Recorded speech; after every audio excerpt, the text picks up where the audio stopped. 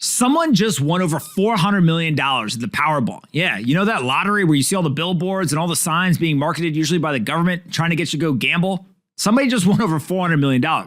Now, first, the whole idea of the lottery is pretty insane. It's a way for them to raise tax revenue and also just treat people as idiots and try to get them to go gamble on a lottery. But ultimately, in a world that we live, where we tell people that the American dream is for anyone in the world to show up here, doesn't matter where you come from, what language you speak, your education level, your wealth status, who your parents are, who you know, you can chase a life of happiness and financial security in America. We also don't let anyone who isn't rich invest in the private markets. We'll let them go gamble. We'll let them do all kinds of other stupid stuff. So the lottery generally just doesn't make a lot of sense to me. But here's a person who won over $400 million.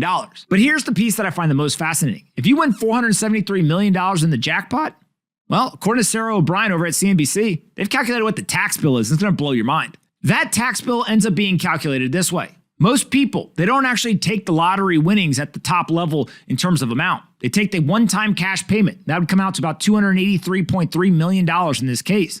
The federal withholding tax, 24%, would reduce about $68 million of those winnings. Then you get the top federal tax rate, 37%. You lose another $36.8 million on that one. And then, of course, this person based in Arizona state taxes just under 3%.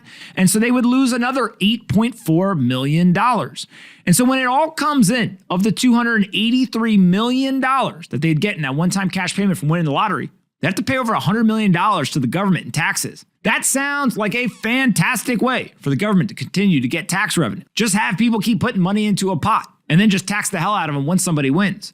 One way to transfer money from people who are dumb to people who end up actually being really bad allocators of capital. I don't agree with the lottery. I tend to think that this is just a way for them to literally take money from citizens who aren't educated enough to know that the odds of winning aren't very high, and it's a dumb financial decision. But if we're going to allow anyone in our country to participate in the lottery, I think that we should change the accreditation laws. We quite literally have written into law that if you don't make more than $200,000 a year, aka you're rich, or you don't have a net worth of over $1 million, aka you're rich.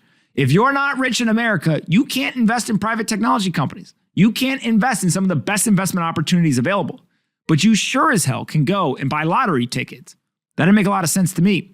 Can't choose both. If we're going to let people play the lottery, let them invest in technology companies.